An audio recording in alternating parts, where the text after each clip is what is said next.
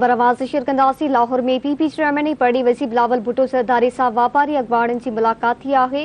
मुलाकात में मुल्की मजमूई माशी सूरत हाल के हवाले से ॻाल्हियूं कई वयूं आहिनि। वापारी अखबारनि पीपी चेयरमैन बिलावल भुट्टो ज़रदारी के ख़राब थींदड़ मईशत ऐं बजट बाबत ख़दशनि खां आगाह कयो आहे। मुलाकात बाबत तव्हांखे आगाह कयूं पिया। लाहौर में पीपी चेयरमैन पढ़ी वज़ीर बिलावल भुट्टो ज़रदारी सां वापारी अखबारनि जी मुलाकात थी आहे।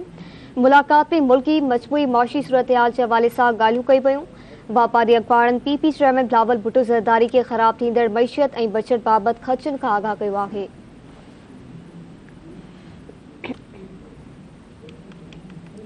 मुलाकात बाबत ख़बर आवाज़ शेयर कई पिया। लाहौर में पीपी चेयरमैन पढ़ी वज़ीर बिलावल भुट्टो ज़रदारी सां वापारी अखबारनि जी मुलाकात थी आहे। मुलाकात में मुल्की मजमूई माशी सूरत हाल के हवाले से ॻाल्हियूं कई वयूं।